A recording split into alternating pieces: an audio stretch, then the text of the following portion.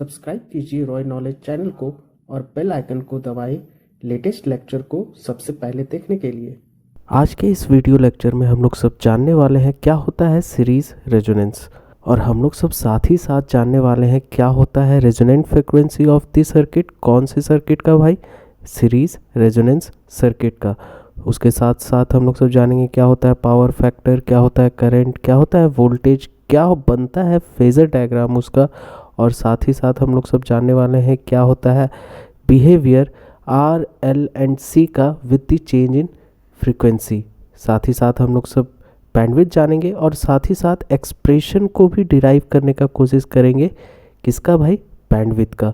और साथ ही साथ हम लोग सब क्वालिटी फैक्टर भी जानेंगे एक सीरीज रेजोनेंस सर्किट का।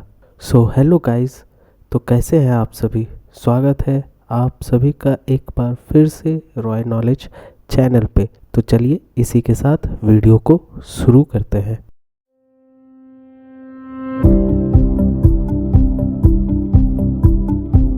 तो चलिए सबसे पहले जान लेते हैं कि क्या होता है रेजोनेंस। रेजोनेंस जो होता है एक बहुत ही इम्पॉर्टेंट फेनोमेना होता है और ये बहुत ही इलेक्ट्रिकल एप्लीकेशंस में यूज़ होता है। ये जो रेजोनेंस होता है it is very useful in the study of, कहाँ पर भाई? वो टेली कम्युनिकेशन फील्ड में। हमारा कोई भी एक सर्किट में क्या होता है भाई? रिएक्टेंस होता है, ठीक है। अब वो जो रिएक्टेंस होता है वो सर्किट में रेजोनेंस को ला सकता है, तभी रेजोनेंस को ला सकता है जब हमारा जो वोल्टेज होगा अक्रॉस, जो सर्किट में जो हमारा वोल्टेज है अक्रॉस में, वो किसके साथ फेज में हो? फेज में हो करंट के साथ।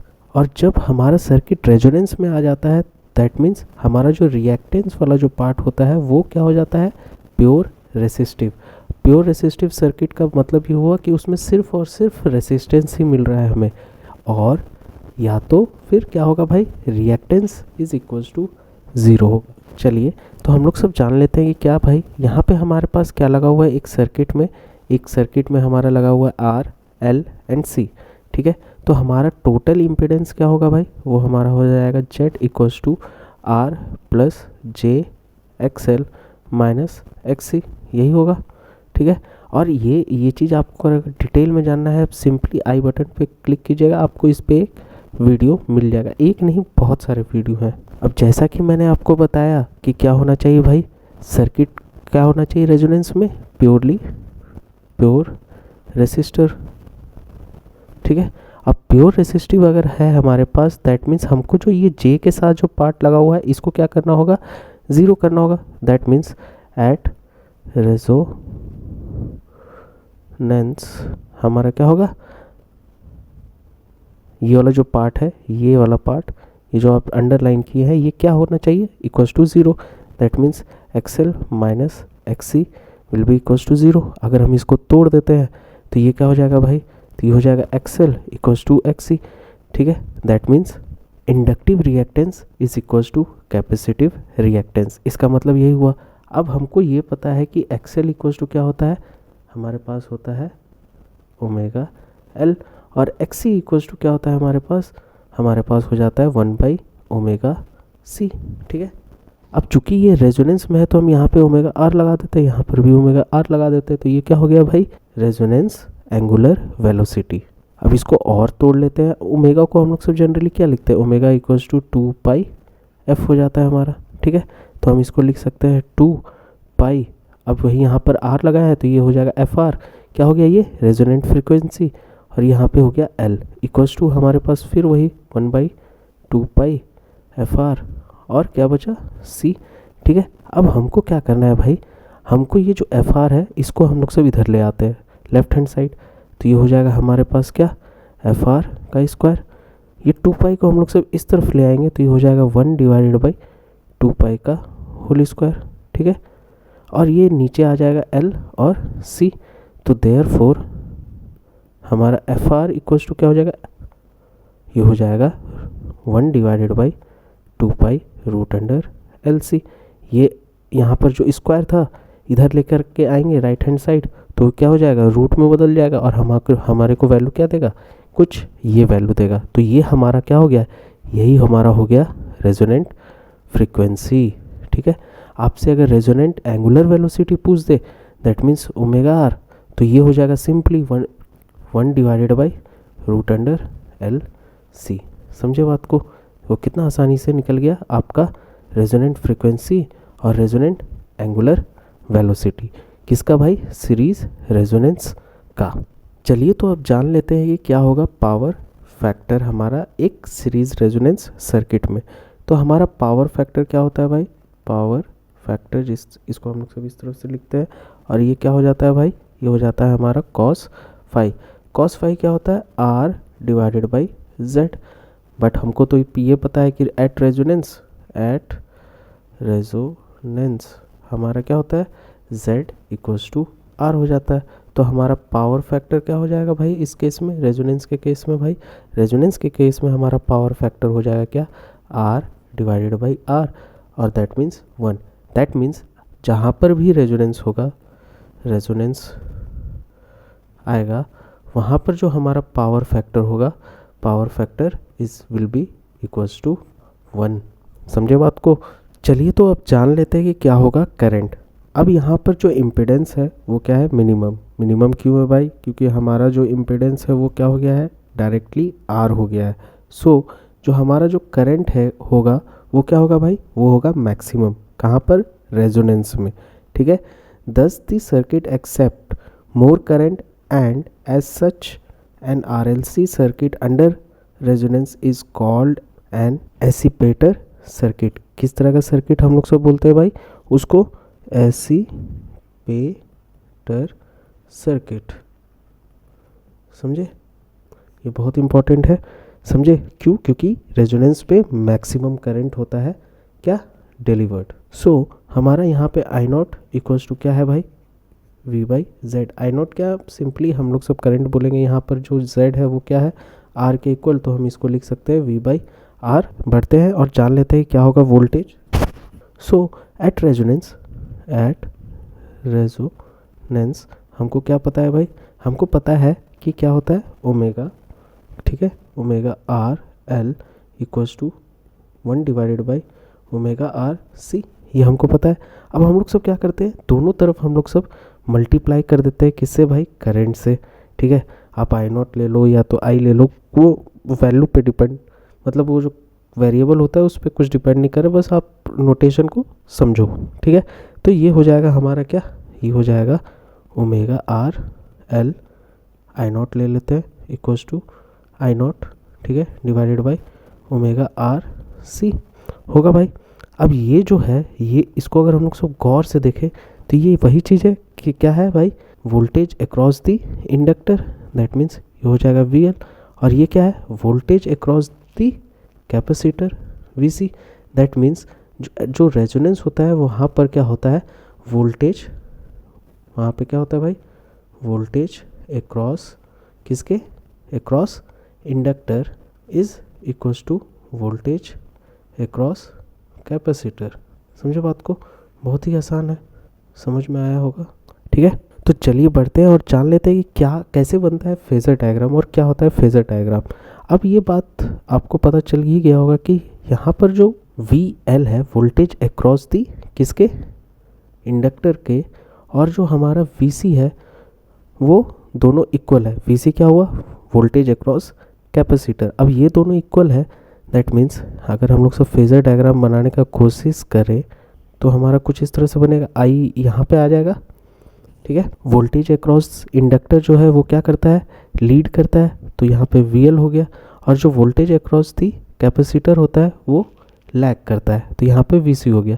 दैट मीन्स अब यहाँ पे VL और VC एक दूसरे को क्या कर रहे हैं? एलिमिनेट कर रहे हैं। दैट मीन्स यहाँ पर हमारा जो I और V होगा दोनों सेम फेज में होगा, और जो हमारा जो क्या फाई होगा वो फाई इक्वल्स टू 0 होगा। फाई इक्वल्स टू 0 का मतलब कि जो हमारा फेज एंगल जो बन रहा है बिटवीन किसके? वोल्टेज एंड करंट के बीच में, वो क्या इज़ इक्वल्स टू क्या आ रहा है भाई? वो आ रहा है इक्वल्स टू 0। समझे बात को? और ये सिंपल है कि जो हमारा जो वोल्टेज है वो कहाँ का वोल्टेज है? ये ऑब्वियसली वोल्टेज है हमारा रेसिस्टर के अक्रॉस। तो अगर हम इसको रीड्रॉ करें ठीक है, सिंपली क्योंकि ये दोनों तो इक्वल है, ये दोनों एक दूसरे को एलिमिनेट कर देगा।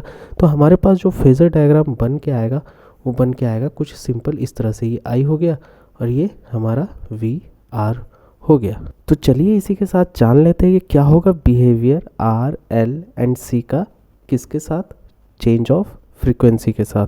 तो हमको ये बात पता है कि रेसिस्टेंस है वो क्या होगा, रिमेन्स कांस्टेंट रहेगा with the change in frequency, क्योंकि उसके साथ कुछ डिपेंडेंट ही नहीं है। तो हमारा आर जो है वो कांस्टेंट रहेगा।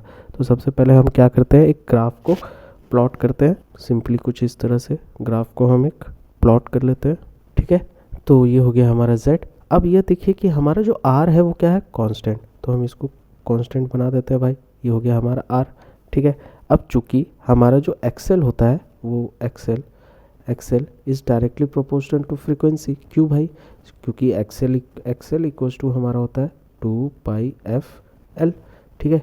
अब इसको हम लोग सब रीराइट करेंगे तो XL is directly proportional to f, that means ये डायरेक्ट एक हमको कुछ इस तरह से ग्राफ दे के जाएगा। दैट मीन्स ये हो गया हमारा क्या, ये हो गया हमारा XL। बट जो हमारा XC होता है 1/2πfc। इसका मतलब ये हुआ कि XC जो है वो इन्वर्सली प्रोपोर्शनल है किसके भाई, फ्रीक्वेंसी का। तो दैट मीन्स वो हमको क्या बना करके देगा भाई, एक रेक्टेंगुलर हाइपरबोला, और वो भी कहाँ, 4th क्वाड्रेंट में। दैट मीन्स हमारे पास कुछ इस तरह से XC बनेगा। एक और चीज़ भाई देख लेते हैं, क्या भाई, हम लोग सब देख लेते हैं इम्पीडेंस कर्व।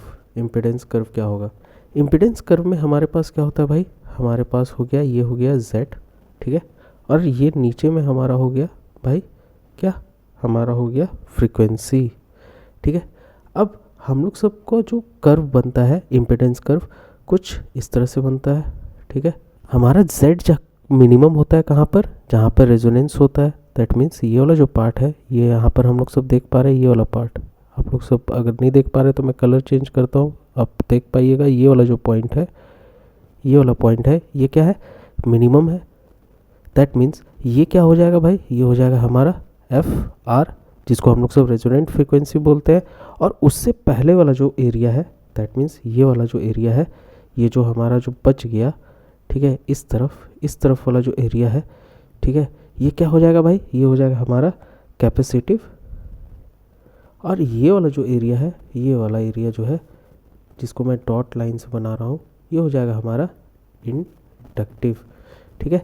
समझो बात को। तो यही है हमारा behaviour of R, L and C with the change in frequency. हमारा जो Z है, Z का वैल्यू बढ़ेगा, इधर देख रहे हैं, ठीक है। रेजोनेंस नहीं है तो यहाँ पे भी बढ़ रहा है और यहाँ पे भी बढ़ रहा है चेंज इन फ्रीक्वेंसी में। आप इस पे एक्सपेरिमेंट भी अपने लैब में कंडक्ट कर सकते हैं, बहुत ही अच्छा एक्सपेरिमेंट है, जानने को मिलेगा। बस आपको चाहिए होगा 3 चीज़, R, L, C, और साथ ही साथ आपको एक फंक्शन जनरेटर चाहिए होगा इस इम्पीडेंस कर्व को प्लॉट आउट करने के लिए। नेक्स्ट में चलिए हम लोग सब जान लेते हैं क्या होता है बैंडविड्थ। जो हमारा RLC सर्किट होता है उसमें जो बैंडविड्थ होता है वो डिफाइंड होता है as the range of frequency for which the power delivered to R is greater than और इक्वल टू किसके भाई, P/2। यहाँ पे P क्या है, P वो ऐसा चीज़ है जो पावर को मतलब जितना पावर डिलीवर हो रहा है कहाँ पर भाई, रेसिस्टर पे, और वो भी कब, जब रेजोनेंस है सर्किट में। दैट मीन्स हमारा क्या होगा भाई, अगर हम लोग सब रेजोनेंस कर्व बनाने का कोशिश करते हैं सिंपली, ठीक है, तो ये हो जाएगा ओमेगा, ये हो गया हमारा I, और ये कुछ इस तरह से हमारा कर्व बनेगा, कुछ ऐसे करके ऊपर जाएगा, फिर ऐसे करके ये नीचे आ जाएगा, ठीक है। अब यहाँ पर क्या है कि सपोज़ करते हैं कि ये हमारा है, यहाँ से यहाँ ये हो गया हमारा I, ठीक है, I0 मान लेते हैं। ये क्या है, V/R, ठीक है। V/R का मतलब कि ये हुआ कि ये सर्किट रेजोनेंस में है। अब इसमें हम लोग सब क्या करते हैं भाई कि हम लोग सब RMS वैल्यू को ले लेते हैं 0.707, ठीक है, और किसका, I0 का, ठीक है। अगर हम इसको डॉटेड लाइन से प्लॉट करेंगे कुछ इस तरह से, ठीक है, तो ये दो जगह काटेगा, एक यहाँ पर, ठीक है, और एक यहाँ पर, ठीक है। अब इसको अगर हम लोग सब नीचे की ओर ड्रॉप करेंगे और इसको नीचे की ओर ड्रॉप करेंगे, ठीक है, तो ये बना करके देगा हमको क्या, ये पहला वैल्यू हो गया ओमेगा 1, ये दूसरा हो गया ओमेगा 2, और जो बीच में जो हमारा जो बन के आ रहा है वो ये जो यहाँ पर जो मैक्सिमम वैल्यू जो v बाई आर आ रहा था, ये हो गया हमारा ओमेगा आर। क्या हो गया omega R? Resonant angular velocity. ठीक है, तो अब हमको यहाँ पर ये फिगर को देखने के बाद ये क्लियर हो रहा है कि जो दो फ्रीक्वेंसी है वो for which the power delivered to R is half of the power at resonance. For this reason these frequencies are referred as those corresponding to the half power points। ठीक है, और जो the magnitude of the current at each half power point is same. Hence हम इसको इस तरह से लिख सकते हैं। क्या लिख सकते हैं भाई? हम लोग सब लिख सकते हैं आई वन का स्क्वायर आर इक्वल्स टू 1/2 और क्या आई नॉट का स्क्वायर क्या R equals to I two का स्क्वायर फिर मल्टीप्लाइड बाई आर को हम लोग सब कर सकते हैं। ठीक है, यहाँ पर जो 1 और 2 का मतलब वही हो गया। ये 1 यहाँ पर जो हम लोग सब लिख रहे हैं ये लोअर के लिए हो गया, और ये जो 2 हो गया ये इसके लिए हो गया। ये आई नॉट जो हम लोग सब लिख रहे हैं ये किसके लिए हो गया? रेजोनेंट फ्रीक्वेंसी या रेजोनेंट एंगुलर वेलोसिटी के लिए हो गया। सो इससे हमको ये पता चल रहा है कि I1 is equals to I2। ठीक है, और ये किसके इक्वल है भाई? वो इक्वल्स टू है आई नॉट डिवाइडेड बाई √2। और ये कितना आता है भाई? ये आता है 0.707, और ये क्या हो गया? आई नॉट। सो भाइयों आप ही बताओ, यहाँ पर जो bandwidth may be identified on the resonance curve as the range of frequency over किसके?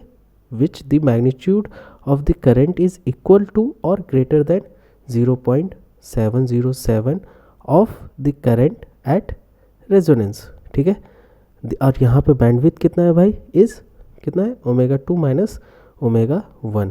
तो चलिए अब हम लोग सब एक्सप्रेशन निकालते हैं बैंडविड्थ का। कैसे निकलेगा भाई? सो जनरली एट एनी किस पे? फ्रीक्वेंसी। ठीक है, हम लोग सब मान लेते हैं ओमेगा। ठीक है, और यहाँ पर क्या है? आई इक्वल्स टू क्या हो जाता है? v/z। ठीक है, अब हम इसको क्या लिख सकते हैं? v डिवाइडेड बाई z को हम लोग सब simply R square plus XL minus XC का होल स्क्वायर, और इसका मैग्नीट्यूड निकाल रहे हैं तो रूट अंडर कर देते हैं। तो यही हो गया हमारा क्या? z। अब इसको हम लोग सब v डिवाइडेड बाई क्या लिख सकते हैं भाई? इसको हम लोग सब लिख सकते हैं सिंपली तोड़ करके आर स्क्वायर प्लस एक्सएल को लिख सकते हैं क्या? Omega L minus 1 divided by omega C लिख सकते हैं, और ये क्या? रूट अंडर और ये ब्रैकेट में। ठीक है, अब एट हाफ किस में? पावर पॉइंट्स में। ठीक है, ये क्या हो जाएगा? I equals to I naught divided by √2। ठीक है, और यहाँ पर हम लोग सब जानते हैं क्या क्या जानते हैं भाई? कि जो आई नॉट है वो क्या है? v डिवाइडेड बाई आर है।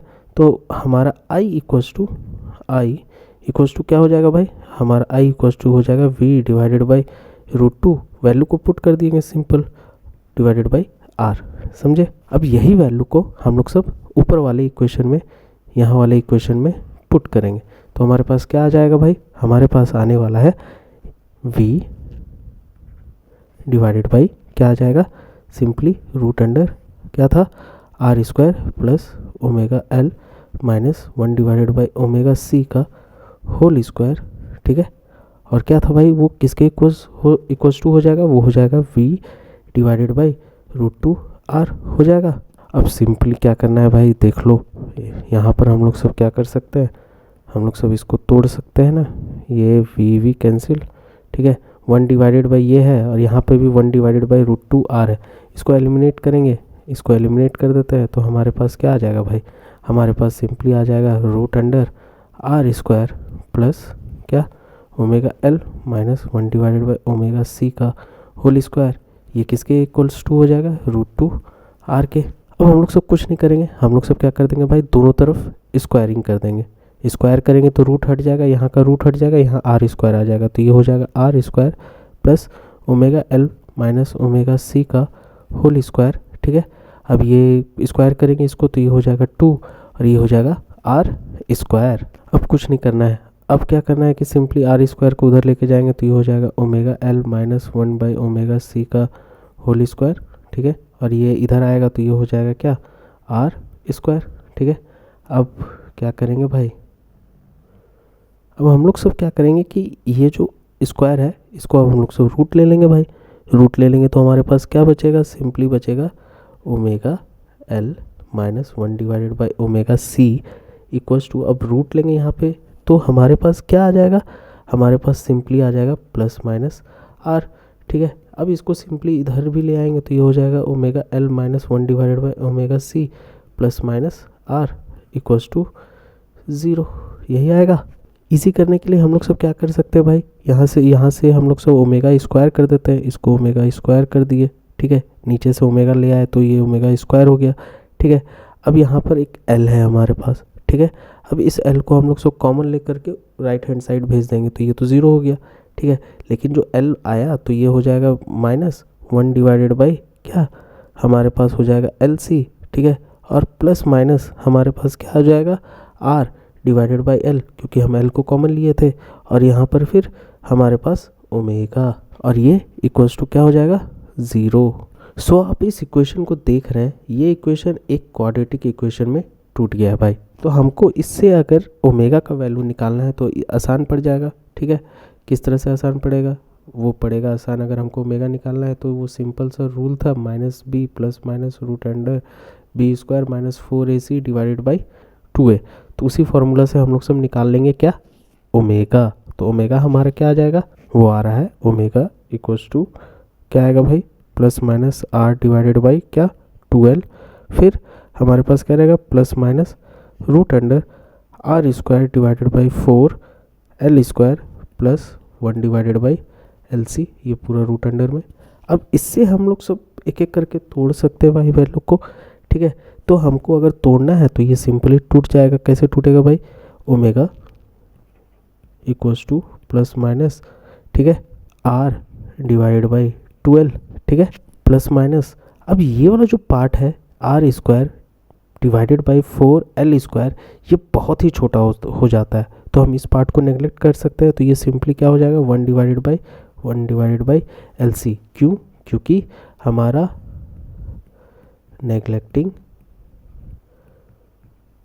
R square divided by 4l square, ठीक है, क्योंकि ये क्या होता है बहुत ही छोटा, ठीक है, it is very small as compare to किसके 1 डिवाइडेड बाई एल सी से, ठीक है। तो हमारा सिंपली अब सर्किट में अगर देखना है तो हमको इससे ये पता चल रहा है कि हमारा जो ओमेगा आर निकाले, रेजोनेंट फ्रिक्वेंसी जो निकाले, वो क्या है भाई 1 डिवाइडेड बाई रूट अंडर क्या होगा एल सी होता है, ठीक है। तो हमारा यहाँ पर ये वाला चीज़ अगर यहाँ पे हम लोग सब पुट करें तो हमारा omega equals to plus minus R divided by 2l, ठीक है, प्लस माइनस हमारे पास क्या आ रहा है ओमेगा आर। ओमेगा में सिंपली ओमेगा 1 अगर निकालना है, ओमेगा 1 क्या हो जाएगा लोअर वैल्यू, तो ये हो जाएगा माइनस क्या 1 आर डिवाइडेड बाई 12, ठीक है। और साथ ही साथ हमारा क्या वैल्यू रहेगा भाई, ये प्लस ओमेगा आर, ठीक है। उस तरह से W2 अगर निकालना है तो ये हो जाएगा क्या भाई, ये हो जाएगा simply plus omega R by 12 plus omega R, simple था। तो भैया इससे हमको ये पता चल रहा है कि हमारा जो सबसे पहला चीज़ क्या F1 इक्वल्स टू हमारा क्या हो जाएगा, उसी सिंपल पहला वाले इक्वेशन को देख करके ही जो ये अभी हम लोग सब यहाँ पर बनाए हैं, ठीक है। और F2 भी हम लोग सब इसी से निकालेंगे, ठीक है। तो ये हो जाएगा क्या F1 इक्वल्स टू क्या हो जाएगा FR, ठीक है, minus R divided by 4 pi L. तोड़ोगे वही सिंपल, ओमेगा का वैल्यू क्या होता है 2 पाई एफ, वैल्यू को पुट करेंगे आराम से ये वैल्यू आ जाएगा। उसी तरह से हमारा F क्या 2, ये क्या हो जाएगा FR प्लस क्या हो जाएगा R divided by 4 pi L। तो सिंपली इससे हमको ये पता चल रहा है, ये दोनों इक्वेशन को हम लोग सब देखें तो हमको ये पता चल रहा है कि बैंडविड्थ जो होता है वो हम लोग सब दो तरीके से निकाल सकते हैं। एक हो गया हमारा ओमेगा टू माइनस ओमेगा 1, और ये इक्वल्स टू क्या हो जाएगा सिंपली R बाई एल, और एक और चीज़ हमारा बैंडविड्थ है, क्या है वो, F2 माइनस F1 फ्रीक्वेंसी के रिस्पेक्ट में, ठीक है। ये किसके रिस्पेक्ट में हो गया, एंगुलर वेलोसिटी के रिस्पेक्ट में, और ये सिंपली हमारा वेलोसिटी में, सॉरी फ्रीक्वेंसी में। तो ये क्या हो जाएगा हमारा, ये हो जाएगा R डिवाइडेड बाई क्या हो जाएगा 2πL। तो चलिए बढ़ते हैं और जान लेते हैं कि क्या होता है क्वालिटी फैक्टर। जो हमारा क्वालिटी फैक्टर होता है वो क्या होता है भाई, रेशियो होता है, किसका किसके बीच का रेशियो, वोल्टेज अक्रॉस इंडक्टर और कैपेसिटर डिवाइडेड बाई क्या, voltage at resonance. That means it is measure of voltage magnification in the series resonant circuit, ठीक है। और it is also a measure of selectivity और sharpness of series resonant circuit। That means हम आपको क्या बोले, Q equals to हमारा क्या हो जाता है भाई, Q इक्वल्स टू हमारा हो जाता है वोल्टेज अक्रॉस, किसके अक्रॉस भाई, इंडक्टर, ठीक है, इंडक्टर और कैपेसिटर, ठीक है, डिवाइडेड बाय के वोल्टेज एट रेजोनेंस, ठीक है।